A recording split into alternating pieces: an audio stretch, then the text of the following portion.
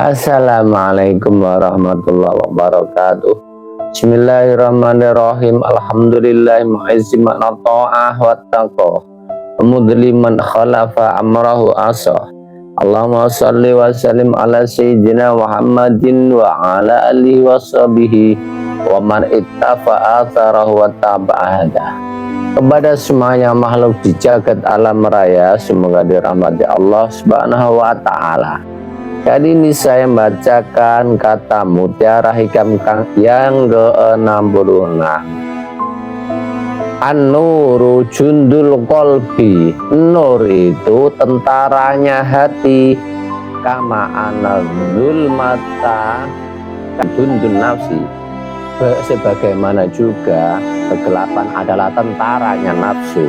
Faidaradallahu ayang surah abdahu, tatkala Allah menginginkan menolong hambanya, amadahu bijunudil anwar, maka dia mengasih tentara-tentaranya, mengirim tentara-tentaranya yang berupa nur. Waqatanuhu madata zulami wal akbar, dan memutuskan sebaran-sebaran kegelapan dan debu-debu. Jadi dosa yang diumpamakan debu, dunia yang diumpamakan kegelapan. Qultu adzulmatu nuktatun taqa'u fi hawa fin nafsi an awaridil wahmi wa tujibul ama anil haqi. Zulmah, kegelapan, ini adalah setitik dari hawa nafsu yang menjadikan sesuatu yang tiba-tiba datang. Jadi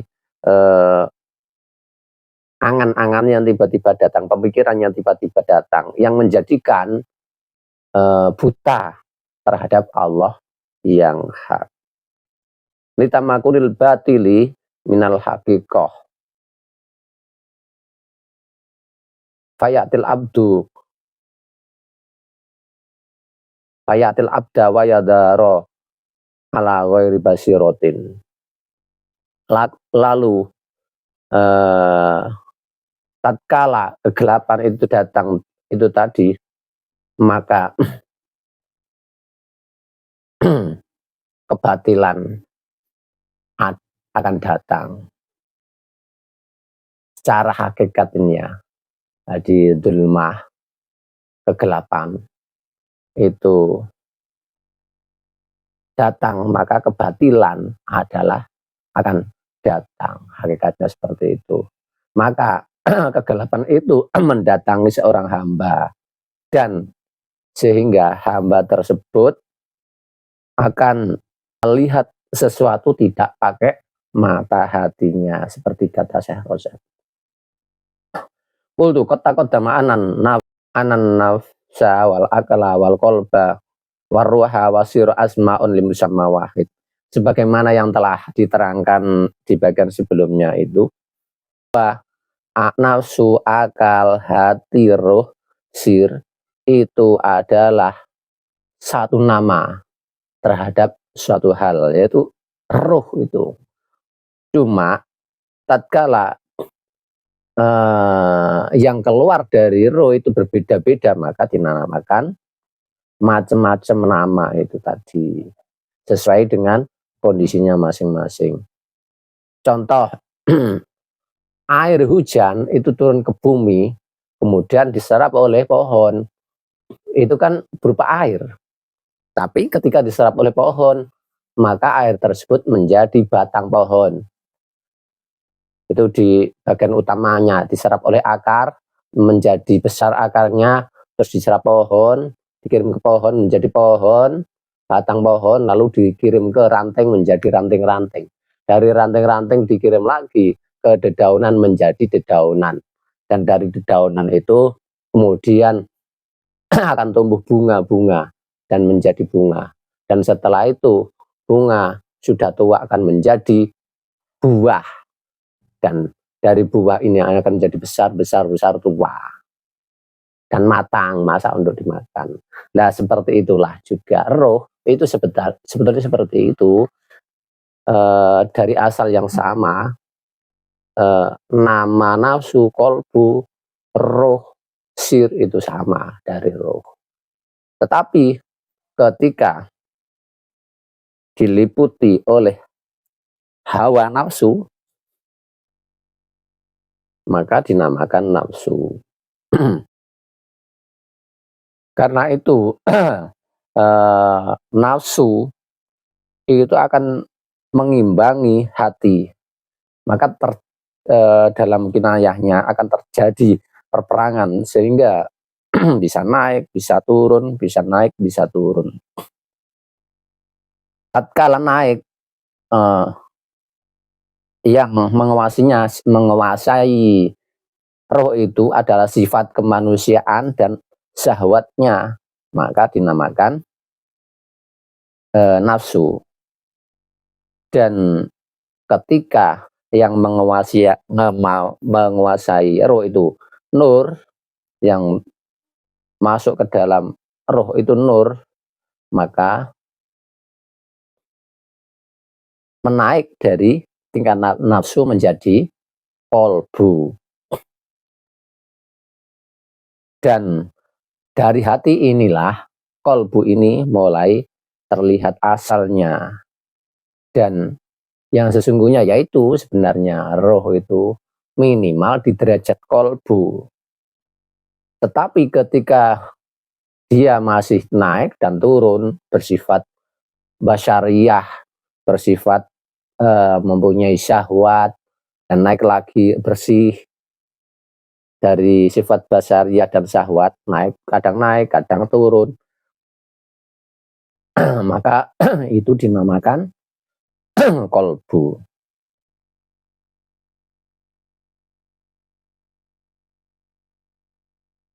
Dan yang menguatkan roh tersebut kepada nur, kemudian turun lagi kepada kegelapan, kemudian naik lagi, dan itu kalau sudah bersih, jadi yang turun, yang nyeret roh kepada sesuatu yang bersifat nur itu, maka itulah yang dinamakan warid.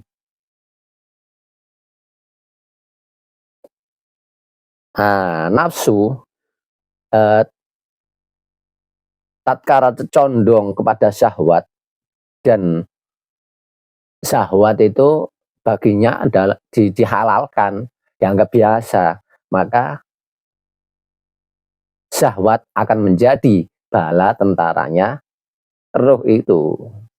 Dan ini bersifat dulmah, min haitsu annaha jabata minal haq wa manaha min syuhudi samsil irfan. Dinamakan dulmah, kegelapan, karena menghijab antara roh dengan Tuhannya dan mencegahnya roh untuk mengetahui cahaya-cahaya kemakrifatan kepada Tuhannya. Faidah hajatin nafsu bijunudi dzulmatiha wa sahtiya ila ma'siyatin aw syahwatin rahala ilal qalbi bijunudi anwari wal tahmi bainahuma filtal. Dan tatkala nafsu ini menjadi menyala-nyala, jadi menjadi kuat dengan bala tentara, ya diumpamakan kegelapan itu tadi, kuat syahwatnya menjadi kuat untuk bermaksiat,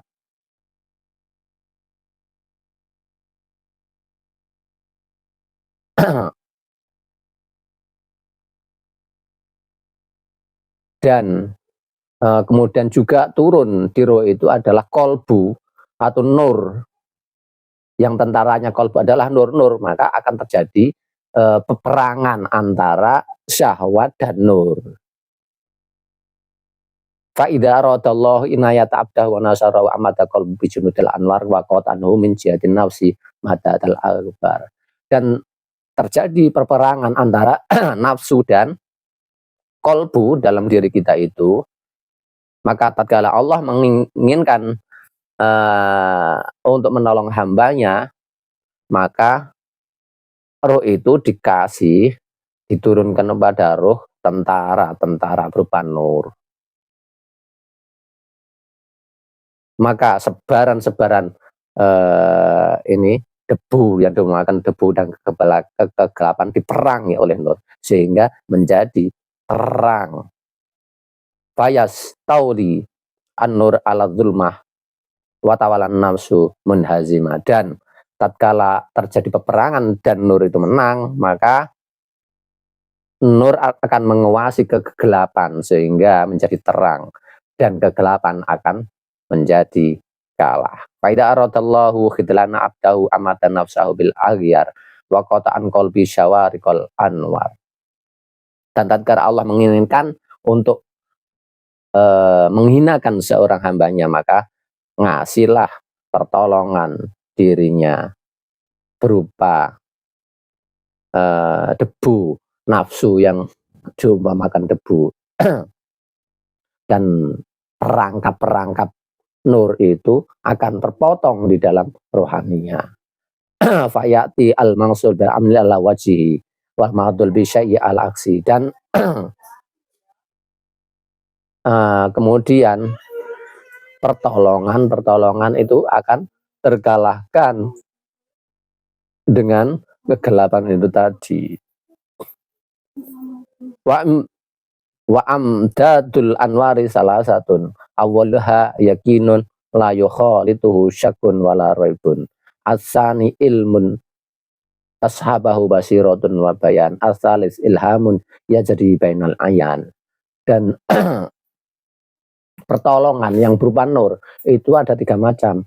Yang pertama yakin, yang ketika yakin itu ada di dalam rohani kita, maka tidak akan tercampur dengan keraguan sama sekali. Lalu yang kedua ilmu yang tatkala ilmu hakul yakin ini turun, maka akan bisa bersamaan dengan basiroh, mata hati, dan pembeda, penjelasan antara hak dan batil. Dan yang ketiga ilham, yang ilham itu ya jadi bainal ayan, dan ilham inilah yang diumpamakan mata yang bisa melihat mana yang hak dan mana yang batil, mana yang harus diikuti, mana yang harus ditinggalkan. Wa amdatu zulami salah satun awwaluha dhaful yakin wa saniha ghalabatul jahli anil nafsi wa thalithuha asyafaqah ala nafsi. Dan kegelapan yang bisa menyeret roh kepada kegelapan itu ada 3 hal. Yang pertama dhaful yakin, hati keyakinannya yang lemah. Yang kedua ghalabatul jahli anil nafsi, dan kebodohan terhadap nafsu. Yang ketiga syafaqah ala nafsi, yang ketiga menuruti nafsu, belas kasihan terhadap diri sendiri sehingga dituruti. Lah itu semuanya wa dzalika kullu asluhu ridho anin nafsi wa tamihi. Dan itu semuanya disebabkan ridho terhadap nafsu. Wa madharu salasah al-murataba alaih wa ya al-ma'asi wa syahwat wal ghaflat. Dan yang menjadikan itu mewujud yaitu ada 3 juga: maksiat, syahwat, dan lalai akan Tuhannya. Wadatuha al-mutaqaddimah fil babis salil falham. Nah, tatkala nur ini menjadi tentaranya hati, maka akan terbukalah hakikatnya segala sesuatu. Maka antara hak dan batil akan bisa memisahkan. Jadi hati ini bisa memisahkan dengan tentara nur-nur tadi. Fayahikul haq wa yubtilal bati fatang fayantasiru qalba biqbali alal haqi ala bayinatin wadihatin watan hazimu an-nafsu binizami jundi dulmaniha idza baqali dzulmah wa wudu'in nur. Dengan tentara nur itu tadi, maka akan menjadi beda antara hak dan batil. Kemudian hati akan menghadap kepada yang hak dengan jelas, berbeda dengan yang batil. Dan nafsu akan terkalahkan dengan tentara kegelapannya. Tatkala suatu ruangan yang gelap gulita kemudian datanglah cahaya, maka kegelapan akan hilang. Begitu juga ketika roh itu mendapatkan nur, maka kegelapan akan hilang. Demikian, semoga bermanfaat. Wassalamualaikum warahmatullahi wabarakatuh.